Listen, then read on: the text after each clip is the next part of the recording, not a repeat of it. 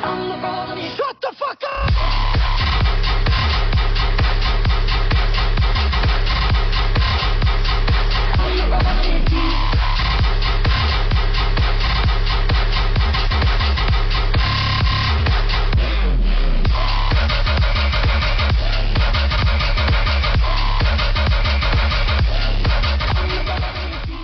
What's up, everybody? I am back. We are back in season 2. I got my little brother on here, Noah. So I did an episode with Noah.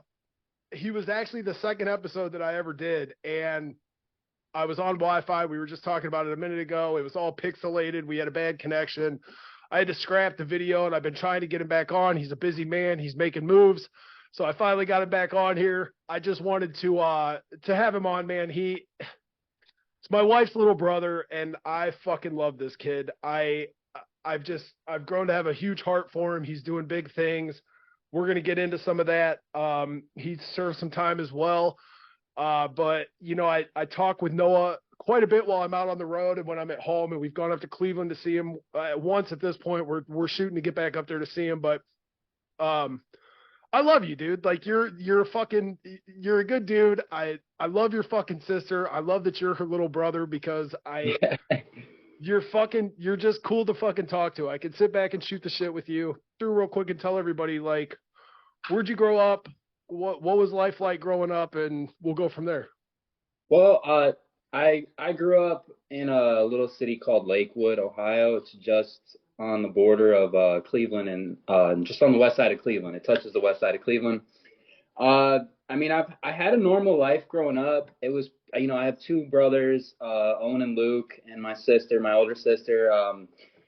And it was normal growing up. I mean, you would call it I don't know, the all-American childhood. You know, I played baseball. I don't know. I had my brothers around. I had a neighborhood full of good kids, and yeah, it was normal. I had both my parents in my life until I was about 12 or 13, and yeah, it was all normal. I mean, I couldn't complain. I cannot make any complaints about my childhood at all.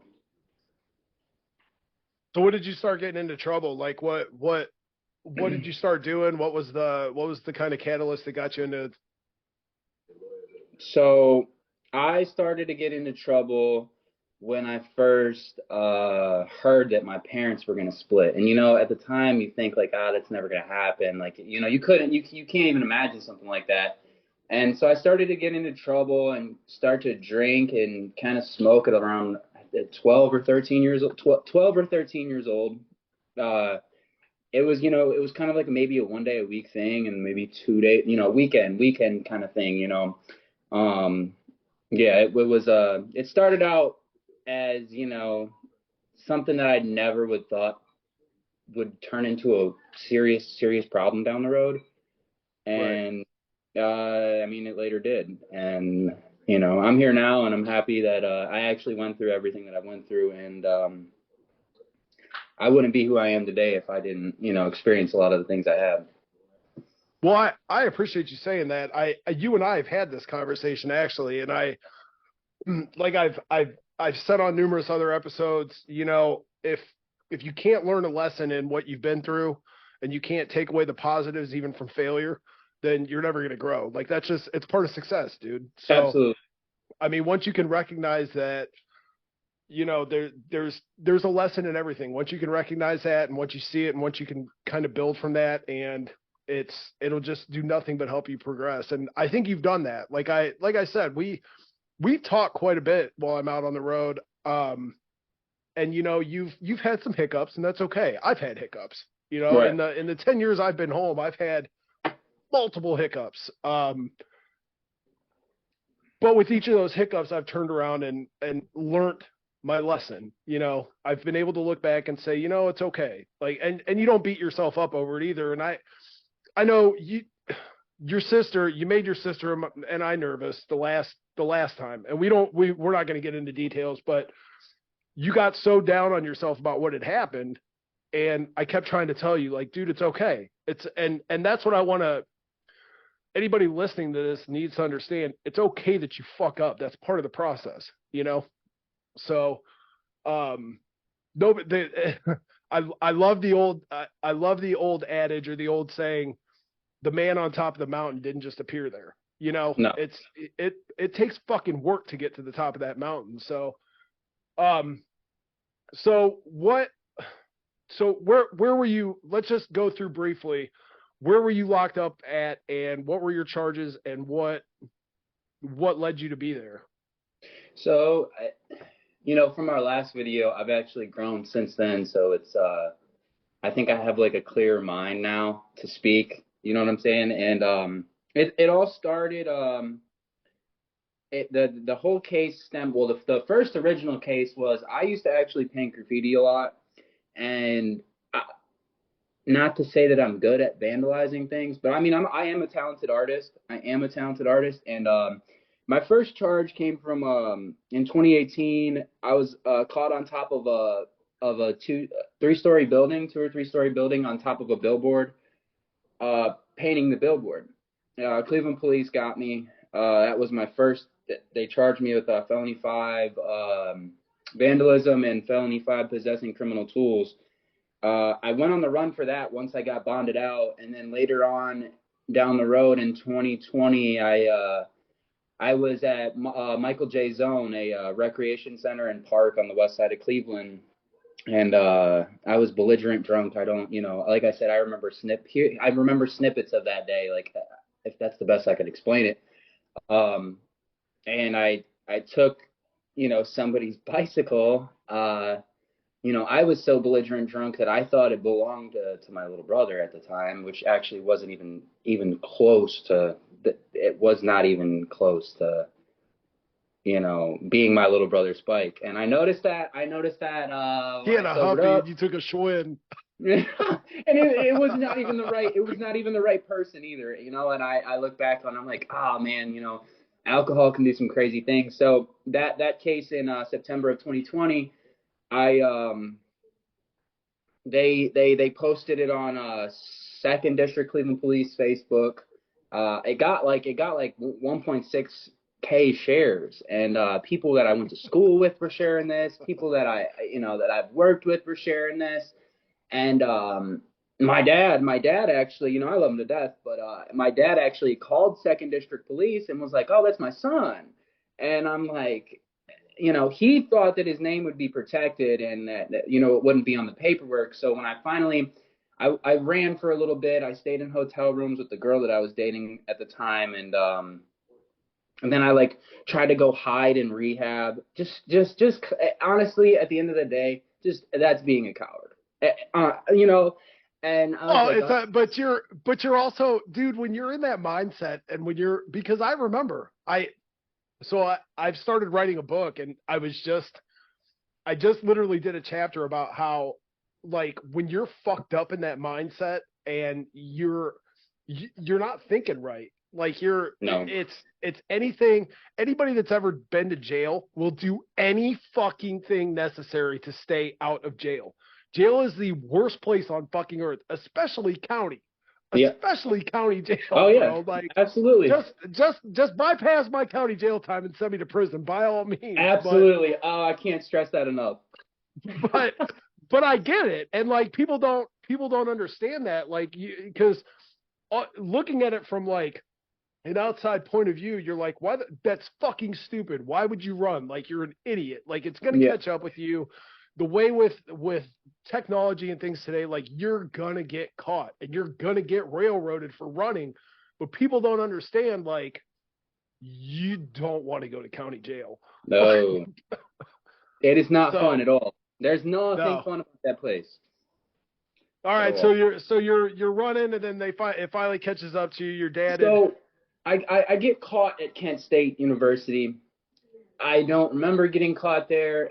What I was told is that the Ohio State troopers got me because I kept trying to steal from Sheets, and I had money on me, which was crazy. I had money on me, and I knew I had money on me because I woke up in jail and my commissary sheet was slid to me, and it was I had money on there. I'm like, okay, so I had money in my pockets, but I was trying to steal. Why? That product of Xanax and alcohol. No, it's fucking Xanax. Yeah, It's yeah, Xanax, bro. I'm just yeah. Hey, let me just tell you real quick, and then we're gonna go back. Only because it was around Christmas time, and I used to be real bad on benzos and Xannies and shit. And I blacked out one night, and I remember I woke up at Circle K parking lot to some guy leaned in my window. I was literally pulled in the entranceway, like blocking the whole like entrance.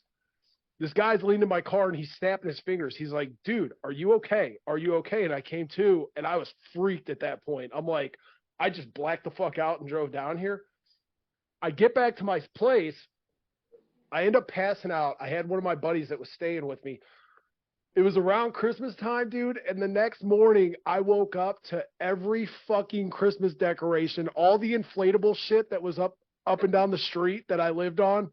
I had stole it. Like him and I just went on this fucking like blacked out Zanny rampage, and they were all in my living room blown up. I walked out into like Christmas fucking Wonderland.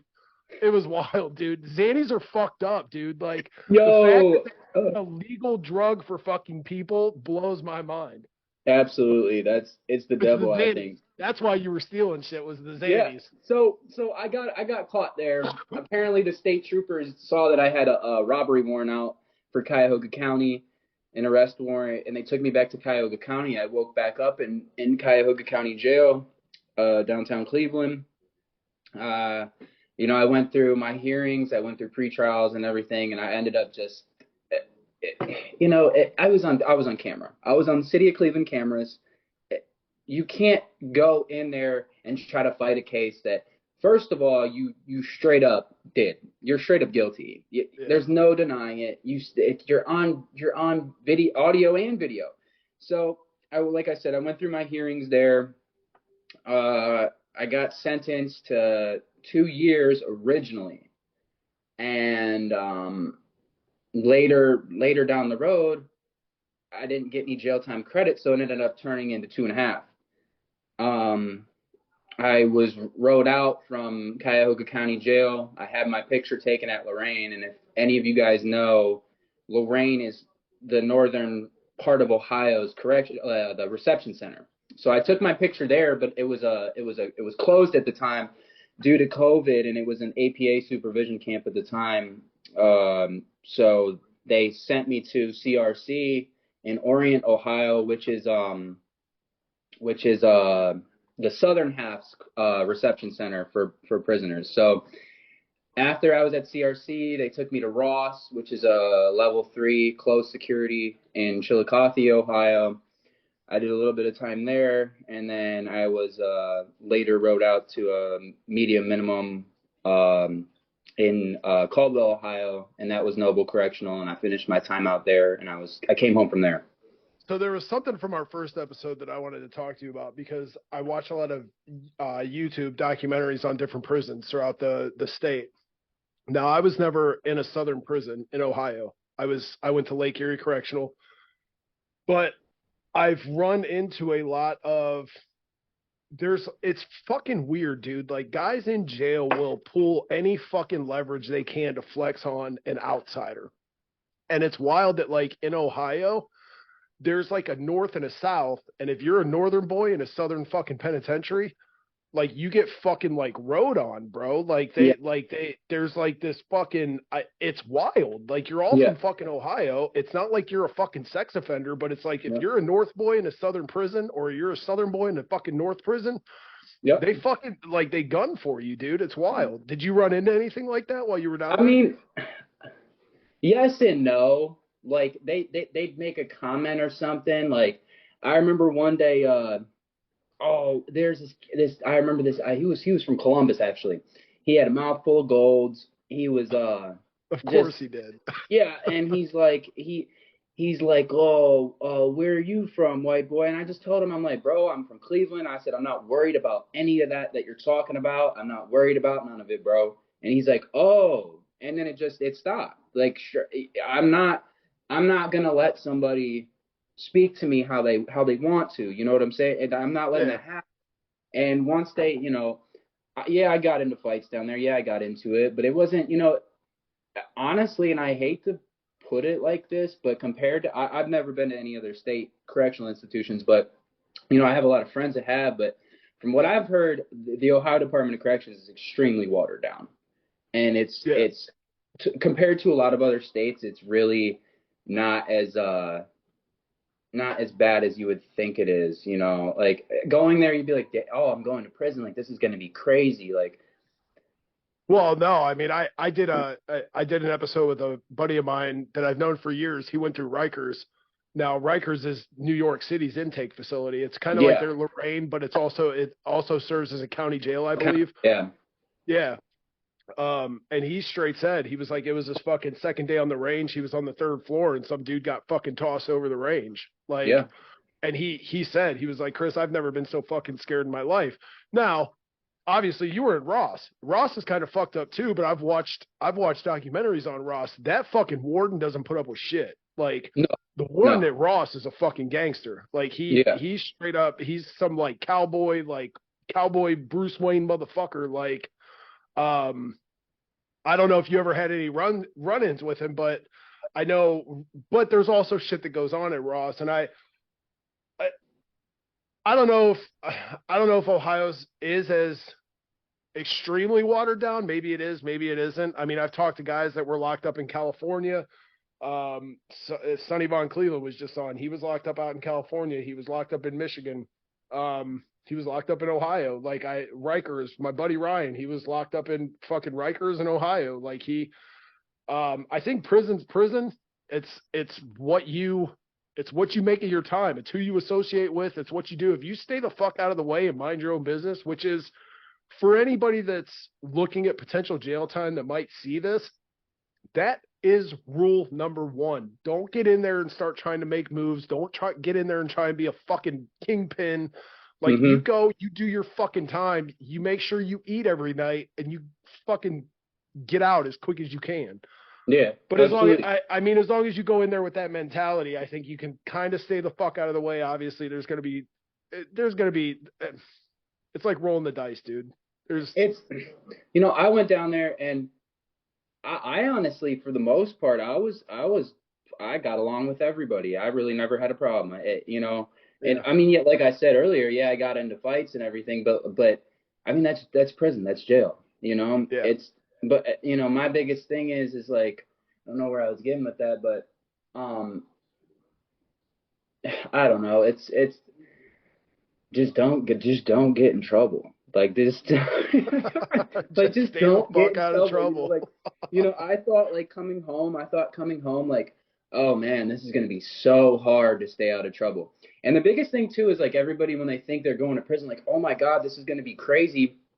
This is really I'm not prepared for this. You really are though. You know why? Because the events and the things that you've been doing leading up to you going to Yep. prison, you've already been around a bunch of people that have either been to prison or on their way to prison, or you've already been around a bunch of, and I'm not saying people that have been to prison are garbage individuals, but you've already been around a bunch of people that already are in that mindset, and you're already prepared, dude. You're already You know, there. I've never heard anybody say it like that, and I love that you just said it like that because you're absolutely right. There's you have to understand you are the average of the five people that you hang around with the most. So when Hmm. you're out doing degenerate shit, doing hood rat shit, like You are you're that. already you're already in that mindset. Like you're already fucking I hate to use the term institutionalized, but for all intents and purposes, you already know how to navigate once you get inside. And it's solidly up to you if you want to go in there and make a change for the better or fucking continue in your bullshit and come back out and end up back in fucking 6 months, you know? Absolutely. It's the easiest thing is to return home, keep continuing the behavior that you were the behaviors that you had before you went to prison. The easiest thing is to come home and keep doing the same things. To be a Yeah. real man is to come home, completely change your friend group, which is really hard. So hard. It's You so hard. create bonds with people, and you're really close with them. But it's to be a man is to cut off the friends, cut off the old behaviors, and just move on with life. Just move on. It's Yeah. at the end of the day, it's not worth it. And like it's really sad to me because and I hate to even say this or even speak this out loud, but a lot of my friends they're gonna like they're gonna die or gonna keep going back, you know. Oh And yeah. it hurts. It definitely hurts. And but I get wind constantly, man. Like people reach out to me, and just yesterday I had my buddy's guy I've known for years. His kid's mom reached out. His son, who is actually younger than Christopher, so he's like 17, 18 years old, just had his first kid. And I oh was like, wow, oh, and I'm not going to mention his name because he's passed at right, this point, but I was like, oh, how's so and so doing? And she said, oh, honey, he passed away. And I was like, the fuck you mean? And he was a good ass dude, but it's oh man, constantly. And she told me, she was like, I reached out to your sister. I didn't have a way to get a hold of you, and it was actually a couple of years ago. But dude, there was a night that I was still in active addiction. It was before I went to prison, and or no, it was after I'd come home, and my buddy Kevin, he lived in the house next to me. I used to live in this cottage, and he had been texting me all night, and he's like, I'm fucked up. He was like, he was trying to stay sober. Well, I was fucked up, so I didn't want to go over there. I didn't want, you know what I mean? And he was right fucking next door. And he calls me and he's like, Chris, he's like, and we were talking back and forth. And the last message I got from him was like, it was like, Chris, I don't know if I could do this. I don't know if I could stay sober. And I was fucked up. So I was like, and dude, this haunts me to this day. I was like, I was nodding out and I was trying to like keep texting him, like just to tell him like keep his head up and shit. His girl came home. He had gotten a bag of dope and it had fentanyl in it. He had done the fucking fetty and he had a cigarette and the cigarette was still smoking in his fucking hand and he was dead and his girl had come home from fucking work and she tried to revive him, called 911. Well, I wake up at like 3 a.m. and there's fucking cops and ambulances and all this shit outside. And I'm like, fuck. But dude, that's just it. Your friends are gonna fucking die. You get into that mentality, like that's the way that this game is.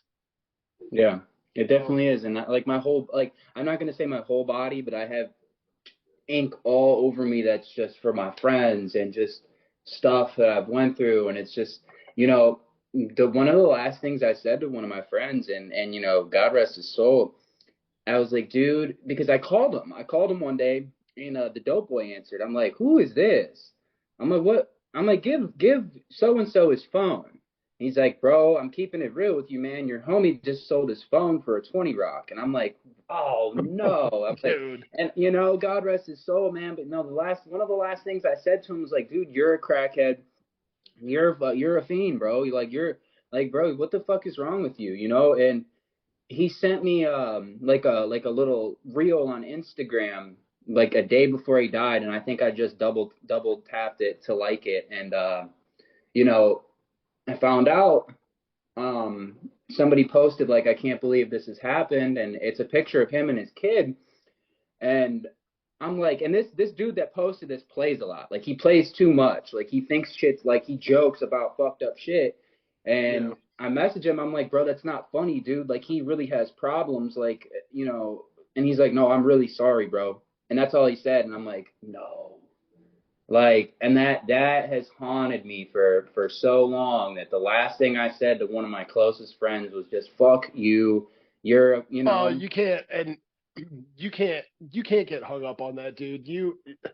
I will say one thing that I've learned throughout the years is I I don't say anything to anybody out of fear that it could be the last time that I ever say those words to them. yep, It's nothing major. It's nothing that I like, but you have to like take a step back and you have to understand like tomorrow's not given. You know what I no, mean? But you also didn't know. So right. it's nothing that you should beat yourself up over. Dude, had I even as a fucking drug addict, had I got up and walked next door and just sat with Kevin until Jamie got home, it would have been, you know what I mean? Right. I would have felt better about myself, but ultimately God has a plan. The universe has a plan. Whatever the higher power, whatever you believe in, it has a plan.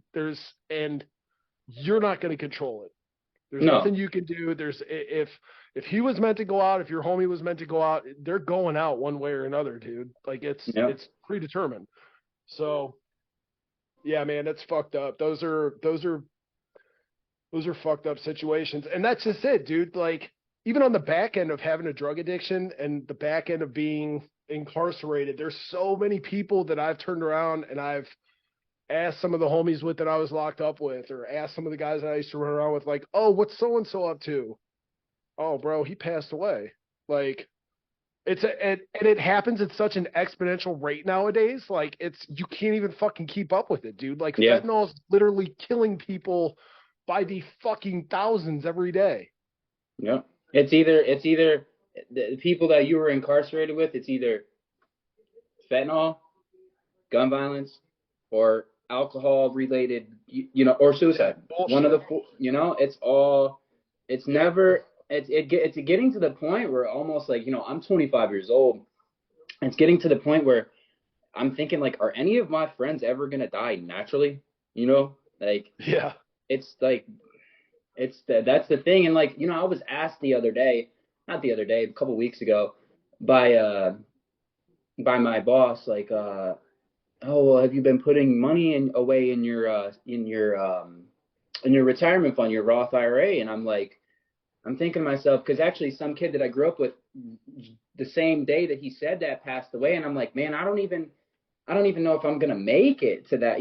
Like it's just so much crazy, and it's not even like that. This kid that I'm speaking about, he was just a good dude. Didn't get high. Didn't died Yeah. in a motorcycle accident at 27. And I'm just thinking to myself, like looking at everybody around me, like what is going on?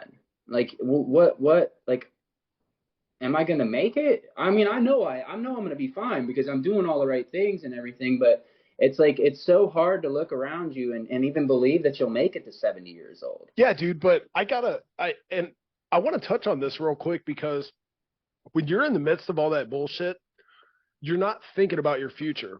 And now that I'm 40 years old, now that I'm in a place in my life where I'm fucking happy, where I'm content, where I feel like I'm actually doing something, where I feel like I'm progressing. You know what I mean? Yeah. I have goals long term that I want and that I'm striving for, and more times than none, I'll have like a weird chest pain, and I'm like, or I'll have like a weird pain somewhere, like, or I'll be short of breath, and I'm Mm-hmm. like, this is my past catching up to me. It might not even be. It's the damage that you do to yourself early on too, Yeah. and then you get to that point where you're finally happy, and you're like, fuck, my past is gonna take me out the game, dude. Like, it's Absolutely. I think about it all the time, even at and I 25. tell your sister that constantly. Like, you're and dude, I fucking love your sister. Your sister is she is an angel by all means, but she is the voice of reason when it comes to me and my barrage of fucking crazy thoughts that constantly just blow through my mind. Mm-hmm. And I'll get in these little funks where I'm like, dude, like my chest has been hurting or I'm short of breath. And she's like, you need to fucking relax. We'll go get it checked. We'll take care of it. Like it, but it's fucking scary, dude. Cause I'm like, Yep. now I'm pushing 40 and I look back on all the shit that all the needles I threw in my arm, and dude, for an IV user, I was very clean as an IV user. Like, I used to buy boxes of fucking like needles. So I always had fresh, cause that was one thing I was like, I'll never fucking share a needle with Very somebody. rare that people do that. Yeah. But I was so scared of getting some sort of weird fucking disease from somebody. So I was always clean about it. But there's still the dude when I was blowing cocaine in my veins. It's like Ah. that shit. Like, I'm lucky I didn't blow my heart up when I was doing it, but what damage did I do to my body long term? You know what I Right. mean? It's Right. fucking scary, dude. That's like somebody just asked me yesterday, one of my friends. I went to FitWorks and I've been sitting in the sauna twice a week. And he's like, "What are you trying to clean yourself out for a drug test or something? Why are you trying to? What are you doing? What's going on?" Oh, I'm dude, just think, saunas are so good for you, dude. yes, and I'm sitting in them, and I'm just like, dude, like you got to remember, nothing's really in my body right now, but like everything from the past, and even food that I've ate in the past week isn't necessarily the best food, and and I like to sit there and detoxify my body. And you know, you gotta drink over a gallon of water a day, in my opinion. Yep. And I don't know, like you know, I'm sitting there in the bathroom actually today. I'm like, damn, I actually like life now. I like life. My family's back around. Like, you know, like fuck. Like, I wish like all the things I'm doing now, like, you know, I just wish that I could have did it earlier. But like I said earlier in the video, I would not be the person I am today if I didn't ever go through the things that I've went through. And, you know, I still even sit in my own apartment and I look at everything and I look around and I'm like, this ain't right. This ain't right. Why do I have all this stuff? Why is my rent paid? Why, why do I deserve this? You know, I think I'm guilty about it. Like, I don't deserve any of this, you know? Um, Well, that's you do deserve all that. Like I you're know. anybody that puts in the work, and Noah, I can attest you've been doing the right thing. I mean, I even when you haven't done the right thing, you have called and you've been like, dude, I fucked up. You Right. know, and that's still, you may have fucked up, but you're still doing the right thing. So everything you have, you absolutely deserve. You deserve to be happy, bro. Like You that's just got you got to remember 10 years of not doing the right thing though, and then you finally start doing it right, and then all the rewards that come with doing the right thing and being a decent person, good things follow with all that. And it's such a blessing, dude. Like you know, it's yeah, it I'm just gonna use the term. It's beautiful, dude. Like yeah. I look at my life now, and I'm like, so like I said, I've started writing a book, and I'm going back through all of my bullshit. Mhm. And going through all that bullshit's hard, dude. Like you know what I mean? Like Oh, it's rehashing the past. And that was one of my biggest reserves. I've had people tell me for years, like, hey, you should put this on paper. And I'm like, I don't like I don't want to go back through all that. Like because as a drug addict and as where we are in life, like we've gotten to this point, but we can kind of like put a black wall. There's like a black curtain there. mhm. We think about it when we want to think about it, and then we can kind of push it back to the back of our memory. Like it is the And past. but you know what? And I like the thing that's behind you actually. That sign that's behind you. It says, if you can't change the cards you're dealt, change how you play your Changed. hand. Yep.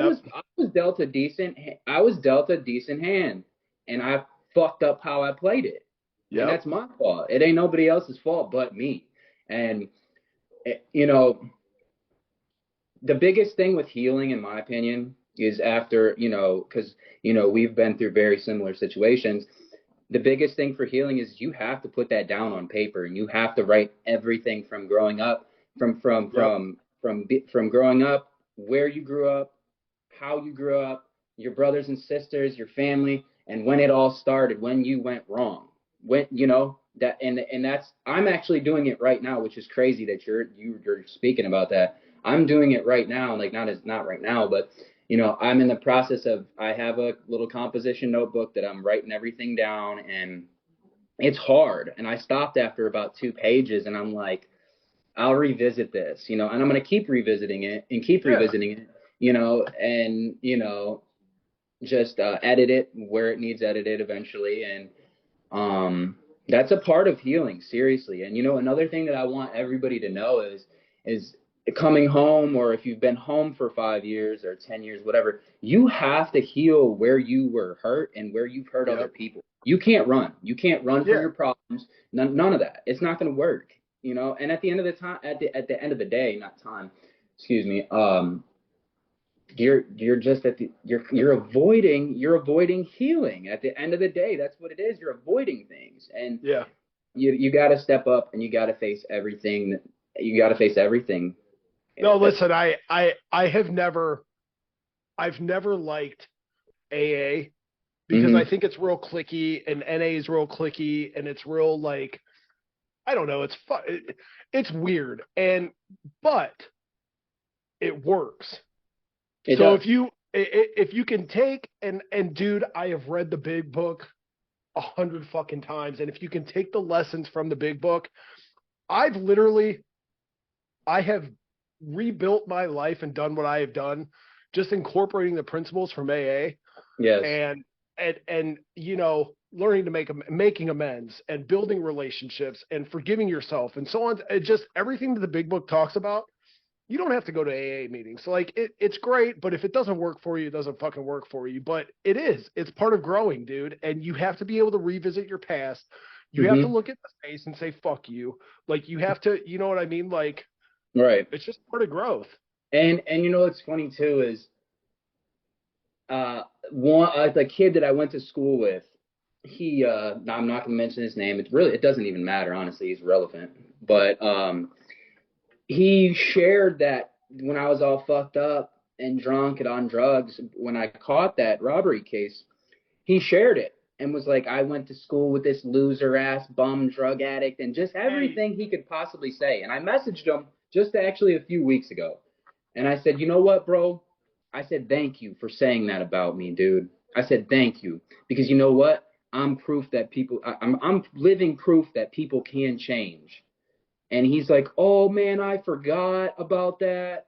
I didn't even mean to. And I'm like, bro, I'm not asking for an apology. I'm not. right. You know, I use people that speak down on me, and I know there's people to this day that speak down on me. I use that as my motivation to get better and to become a better man every day. You know. Well, we have a similar story. So the day that I got arrested for all my felony charges, I was all over the news. I was on 358, 19. I was all over the fucking newspapers. My mom didn't leave her house for like a month, dude, because she was Ah, like, she was embarrassed. And that breaks my heart, dude. yeah. But I remember my sister had gone online. And while I was incarcerated, she told me, she said, all your homies that you grew up with, all of your best friends are the ones that are all on Facebook and social media being like, oh, this dude's a fucking straight piece of shit. Fuck him. Yep. He's trash, blah, blah, blah, blah, blah. Yep. So I'm like, okay. And you know, I never addressed it. Not with them. And I still never have to this day. Because like you said, dude, that's fuel for the fire. Mhm. That's I'm coming out and I'm coming out swinging and I'm going to show every one of you motherfuckers that I could be a fuck up, but I can learn my lesson and I can still do it just as well as you could do it. And that's exactly what I've done. And it's funny because I've run into several of them. Actually, I've run into, I think, the four that were really talking shit. I've run into every single one of them. Never brought it up, and I won't because that's your opinion, and that's fine. It's my Everybody's fuel, entitled to it. Everybody's and you're entitled. entitled to your own opinion. Yet, did it hurt when I found out that all my homies were fucking running their mouth and fucking had such an opinion about their best friend? No, like Yeah. we're friends. You should have sat back and shut the fuck up. Like I was going through some shit. You knew I was going through some shit. If anything, you should have been the bigger man and reached out and been like, "Hey, what can I do to help?" Right. You know? But that's okay. I get it. Everybody's on their own level at all different times. So, but it's so great, and I I say this time and time again because I've gotten friend requests from all of them on Facebook, and this was like shortly after I came home, so Yeah. I immediately accept them because motherfucker, you're gonna watch what I do for the next fucking remainder of my life, Mhm. and they have. And dude, they've Yep. all reached out to me and they've all been like, dude, we love you. You're doing Proud fucking of great. you. We're proud of you, dude. Like you're doing fucking big things. And you know what? I gotta tell you, Noah, still to this day, as much as it hurt to find out that they were fucking saying what they were saying online, I still love those fucking dudes. Like, Yeah. you know, we were all young, we were all fucking stupid. They didn't understand the importance of maybe lending a hand and helping out, so on and so forth. But it's I post so much shit to social media because I dragged my family's name through the mud so fucking bad that I just want to show every motherfucker out there, look what I'm doing. Right. And that's Like, another thing too, is people will think it's a flex or you're trying to flex or something. Absolutely not. I'm the same way as no, you. I'm not well, trying to no, flex. I, no, You are, I'm but you're not. fucking flexing. Yes. I'm Yes. fucking flexing, but there's a false sense of where everybody are. Okay, you're back. You were glitching there for a minute again. I got Oh, worried. really? Um, But no, I'm fucking flexing. And I'm flexing because I've put in the fucking work and I've done what I've needed to do to be a decent human being. But I'm also not, you hear all these dudes that they're always like, oh, somebody that posts all that shit to social media, it's a false sense of happiness and they're not really as happy as they say they are. And that may be the case in some scenarios. But bro, there's not one fucking thing that I ever put on social media that I don't mean from the bottom of my heart. If I Absolutely. post about your fucking sister nonstop because I fucking love that woman. I Yeah, post about my kids nonstop because I fucking love and my kids are fucking amazing. they are. You know? They are. And I And you know post what? about what I'm doing in life because I'm proud of what the fuck I'm doing. It's It's a flex, but it's not a false flex, dude. right. And people like me and you and other people that have been on this podcast, and this is my personal opinion. First of all, as a man, you have to be operating at your highest potential. Like you have to Yeah. strive for that. That's what you have to strive for. But us as ex-convicts, be like I said, however long it's been since you've been released, we have to double up. We have to be twice Oh, as good. triple You up, bro. triple, quadruple it. And and I tell everybody that they're like, wow, that's a really good way to look at it. I'm like, no, it's serious, and I'm not going to lose. I'm not going to lose. Yeah. I, Well, that's the mentality you have to have, and that's you and I have talked about it numerous times, and that was my mentality going into prison. You have to go in if you're willing to make that change and you're ready to make that change and you're fucking sick of that life. You have to know you're going in and you're coming out swinging, dude. Like right. you're doing whatever it takes. So, Absolutely. Absolutely. all right. Well, It's I do want to talk real quick, but then we can get back on some other shit. So you, out of fucking nowhere, just decided to run a half marathon. So you ran a fucking half marathon, and now your dad did the Ironman. Like you come from a fucking family that's, I mean, you guys are athletic. You know, so your I brother plays college baseball. You just out of fucking nowhere decided to run a half marathon, which still fucking blows my mind. Um, it's I come from endurance athletes. I'm not that's just what's in my blood. I yeah. can run like a rabbit. I can run for days. Um, for that half marathon, I started training in the beginning or actually the end of July. So it was about July like 28th to the 30th. I started training then, and the half marathon was the Rock and Roll Hall of Fame half marathon, and on October 8th, and I ran it in an hour and 28 minutes, and it was a good race. It was 25-mile-an-hour headwinds from mile 9 to mile 13.1, and I wasn't expecting that. I'm pretty sure I could have ran at least 4 minutes faster if I wasn't dealing with that at the end of the race, but yeah, it's I didn't just I think like why I did it because there's a lot of stuff going on with my mom. Like I did live with my mom at the time when I started running, and um I like kind of sat down with myself. Just some really bad stuff was going on, and that situation's all over now. My mom's okay, everything's good, but I sat down with myself and just kind of spoke to myself, and I was like, Noah, you're either gonna die, go back to prison for even longer than you just did, if you don't do something now. You have to occupy yourself, and you have to almost beat yourself into the ground to the point where you can't even think about this situation that's going on right now. But I also told myself I have to deal with this situation that's going on, and I have to handle it, but also at the same time beat myself down so hard that I can't even be like, oh, poor me, because there ain't no poor me in these situations anymore. Yeah. I don't. So um, yeah, I finished. I got to see you guys. You guys came out, and it meant the world to me. Honestly, it really did. I It was wouldn't my have first. fucking missed it for anything, dude. When I I found know, out man. you And were you doing guys, it, yeah. I was checking my phone, and I'm like, because my mile splits are going off on my phone, and I'm like, I told my sister and Chris that I'd be done before 9, and it was 2 minutes before 9 that I finished, and I'm like, I'm sitting there, I'm not sitting there, I'm fucking running.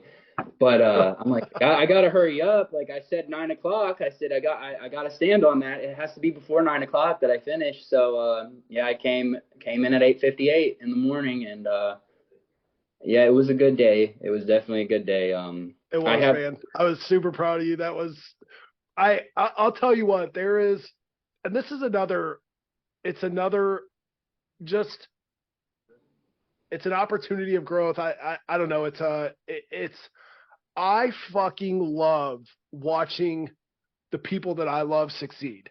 You know what I mean? And Absolutely. I love watching them flex and I love watching them do big things. And that was part of my reason for doing the podcast, because I want to fucking show people that, like, we're still humans, we're still athletes, we're still fucking monsters. Like, that's like, we've changed our lives, but we're also doing amazing things. And dude, you did a fucking awesome thing. Like, that was fucking it. And I want to reiterate, you never ran a half marathon or a 5K or anything before that, did you? No, see, I have. See, the funny thing about it is the last time that I saw my sister before this past half marathon was at a cross country race that I did in eighth grade. It Okay. was my last time. That's the last time that I saw my sister, which was over 10 years ago. And I just think it's funny or coincidence, whatever. It's just, or God, honestly, God. The last time I saw her was at a cross country race before I got real fucked up and started being bad. And then the next time that I saw her again is at another running race. And it's honestly kind of like hard to believe sometimes that just how everything's just like playing out. I never thought that I'd have my sister back. I never thought that, but you know, it's all because I'm doing the right things, I know she didn't cut me off because like she didn't love me or she didn't want me around. It's because like you Oh no, can't it wasn't. you It can't watch wasn't. somebody destroy yourself. You Well, can't it watch. wasn't her. I'll tell you, it was me. When you were Yeah. fucking up, and when we were talking to Marty, I 100% told Marty. I said, and I told you. I told you when you had gone away. I said, until you get your shit together, your sister's not part of your life because she doesn't need that stress. No. But but since then, like, dude, you've just you're making strides, dude, and that's all that fucking matters. And the the overall want, the conversations that you and I have, and the conversations you have with her, and it's the overall want to just do better. Like, your sister loves you. Your sister wants you in her life just as much as you want her in yours. She's watched me implode. She's watched me, like, fuck up, and Yeah. she doesn't want any more of it in her life. No. But you're doing great things, dude. And I could tell you, dude, she has been so fucking proud of you. Like, she tells all of her fucking friends that her brother ran a fucking half marathon, and she put it all over Facebook, and she's proud of you, dude. We're both proud of you, and you're doing fucking good, and we just want you to continue to do good. You just always have to understand there's obviously, if shit goes south, then shit pulls away. Hmm. But just like you were saying, beautiful things come to people who work for them. Hmm. And you're doing awesome things. You're putting in the work. You are, and you're seeing that come back tenfold. I mean, Yeah. you're talking to your dad now. Your dad, when you were fucking up, when you went to prison, he had basically, I remember a conversation I had with your dad. He basically said, he was like, I need you to talk to him. I can't talk to him. Like, Yeah. At it's the time, I wouldn't listen to anything he had to say. well, but it was, I think he was in the same standpoint of, he didn't want to listen to anything you had to say either.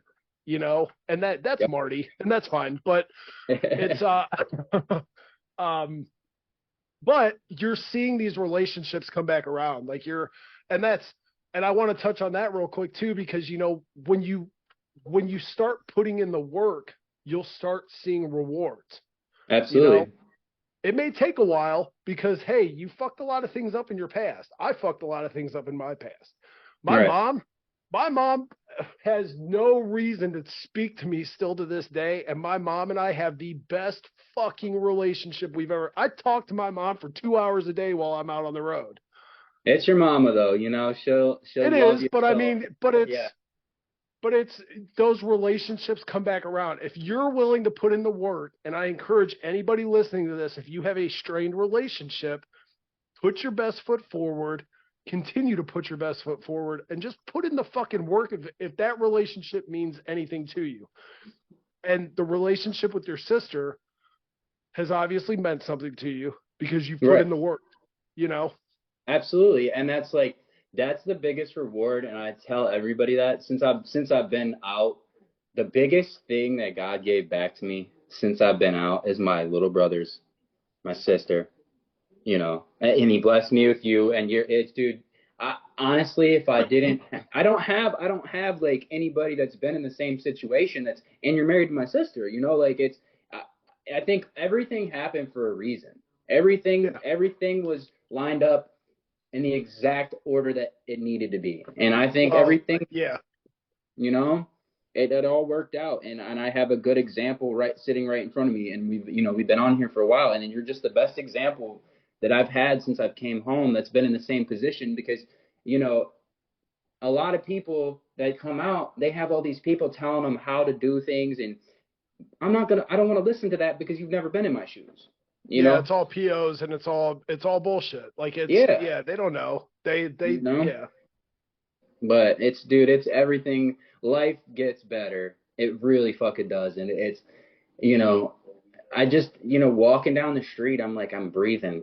And it's like you could feel the sun on your skin. And it sounds corny, but you're just like, damn, life ain't too bad. And I remember sitting like in some really fucked up places, like, Yeah, damn, I man. don't want to be here. I don't want to be here right now. But, just simple things now are just like, I enjoy them. And it means so much to me, dude. It really does. And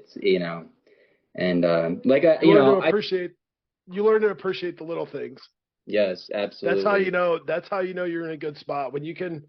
When I can wake up in the morning and walk downstairs and start a fire and just sit on my couch with my pit bull and fucking stare at the fire for an hour and be 100% in my element, I know I'm doing the right thing, dude. Yeah, yeah, and it's a beautiful thing. It really is. And everybody. Another thing too is like that I want to tell people on here is if you've been fucking up for years on end and and you come home and people are kind of pressing you on why are you not getting things together this fast? You got to remember you've been fucking up for 5, 10, 15, 20 years. It's not going to happen overnight. You're not going to come home and immediately Yo, have a you car. do that shit in your own time. Fuck what anybody else says. Yeah, that's what I'm saying, and that's what everybody needs to know that has been incarcerated. Don't live on other people's time because it's about you and you. Well, no, go. No, I'm just saying you can't let other people's opinion of how you're doing things. You can't let that get in your head because if you know you're doing the right thing and you know you're making progress, even if it's baby steps, you're doing the right thing, and that's all that matters. The only fucking version of success that ever matters is your version of success. I don't Absolutely. have a fucking Bentley sitting in the driveway. My house is fucking 1,500 square foot. Yeah, we live in a nice neighborhood. I have fucking $150 in my checking account right now. I Like, have you about know what I five. mean? Huh? I have about five, so Hey, you beat well, me. hey. But what I'm getting at is I still your sister's gonna come home from being out with her friends this afternoon. We're gonna have a great night. I'm gonna be able to go up to my bedroom tonight and lay my head down and be asleep in 5 minutes flat. Hmm. I'm gonna be able to wake up tomorrow morning and fucking appreciate everything that I have in my life. I'm Hmm. thankful for everything that I have. I could pick up my phone right this second and call my mom, my son, my daughter, Flynn. I could Hmm. call Flynn's dad and Flynn's dad will answer the phone. And Yeah. I could tell them all, hey, I appreciate you, I love you, and they're going to say the same thing back to me. You know, You know what you're that's saying right there. success. It is, and a lot of people, I'll call them or I'll text them and tell them like, hey man, I love you. You know what I'm saying? Uh, or they'll be like, are you okay? I'm like, I'm good. What do you mean? Like, I Yeah. can't say I love you. Like, I can't tell you that I care about you. I can't. And they're like, oh no, it's just weird, man. It was out of nowhere. And I try to do that as much as I can now. Um, because people really don't know that haven't been in the positions we've been in how much your family and the people that really care about you mean to us. Well, And we've heard yeah. them so much. We've heard them Yeah. so much. Some of them shouldn't even be around, like you've been saying. But not even that, man. Just to be in a state of love on a daily basis, to be able to, dude, I have buddies that I can literally call, and it's the same thing. I'll be like, hey, man, like we'll be getting off the phone. I'll be like, love you, bro. And they'll be like, what? And but you have to adopt. That's part of healing too, dude. Is learning to love and learning to appreciate and just you just have to fucking. That's what's wrong with society today, dude. Is nobody. Society fucking hates each other. It's blacks versus whites versus Yeah, Mexicans versus fucking trans versus gay versus all this fucking bullshit. And if people would just take a step back and realize that the shit that they're fucking like mad at each other about really is irrelevant and pointless. minuscule, it's pointless. And just learn to say I love you. And learn to say I don't give a fuck if you're a chick that fucking wants a dick. I don't give a fuck. Like, are you a It's decent human being? Are you a right. decent human being? That's all I give a fuck. Are you out like fucking kids? Are you out like being an See, yeah, asshole on a daily yeah, basis? I don't give a fuck. If you're not, absolutely, absolutely. That's people that. need to learn how to love, man. And I'll tell you, that's one of the biggest things that has helped me grow is just being positive and being able to say I love you and mean it and just being thankful, being gracious. I hold doors open for everybody. I'll have grown men look at me like, why is this fucking 7-foot gorilla holding the door open for me? Yeah, And he walks by looking at me weird. I'm like, hey man, hope you have a nice day. right, Like just do the next best thing. right. Absolutely. It's and that's it. I'm not saying it makes me feel. It does make me feel good. Just like because like when just holding the door open, like you said, or just helping somebody in the smallest ways, like it makes me feel good because you know what, I can't fucking stand when somebody's like just rude to me for no reason. It's like, bro, I don't even know you. I don't even know you. I've never seen you in my life, and you're being rude to me for what? You Yeah. must be having a bad, and you got to think about people like that. Like, you must be having a bad day or something, or you're Or just a you don't gen. know, dude, you don't ever know what somebody else is going through. Absolutely, and you can't judge. You really can't. But if you also take that mindset into every interaction that you have with somebody, then it'll help you be a better person too. Because dude, your sister fucking railroads me constantly because we'll be out and I'll start cussing at somebody, I'll start wigging the fuck out, and she's like, "You need to chill. Like you don't know what the fuck they're going through, you Right. know." And that's you don't somebody could be fucking getting their ass beat on a daily basis at home. Somebody could, and it's all trauma, man. And you don't know Yeah. what somebody's going through. Yeah. But you need to love people regardless. You need to fucking bury your bullshit. Hmm. So, so yeah. This was good, man. I'm happy you commented and told me to get on. I was sitting here and I was like, I'm fucking bored. Like your sister's out with her fucking friends, and I'm like, I said Noah still owes me a fucking episode. I was like, I'm hitting him up. We're doing it now. Yeah. Yeah. Okay. I was just sitting here. I was watching TV. That's pretty much it, cleaning the house. So I'm like, Good man. I'm glad oh, we got to do this. yeah. I well listen, then I'll start to wrap this up, but dude, I want you to know, man, I am here for you through thick and thin. Hmm. Even if you fall off the fucking rails, which you're not going to, because I will fuck you up. Um, I'm still here for you, dude. I Yeah. love you. I think you've been doing amazing things. I think the honesty that you've exhibited over the last couple months has just been where I'm not gonna lie. I mean, I came home from prison. I've played the game. I've known what to watch for. I was hesitant of you when you came home. Hmm. At this Everybody point, was. well, but at this point, dude, I fucking love you. Like Love when you you too, shoot man. me little messages, like it was fucking 5 a.m. and I was rolling through Atlanta, and you and I were fucking shooting the shit like at Yeah. 5 a.m. in the morning. You know what I Yeah. mean? Like I look forward to talking to you. Like I can be honest with you. I can be real with you. I don't feel like you have a malicious bone in your body. It's you've been a victim of circumstance. You took the hard road like everybody else, but you're young, you've learned your lesson, and you're beginning to grow as a man. Hmm. And I fucking love that I can watch it and be a part of it and be there for you in any capacity that you need, dude.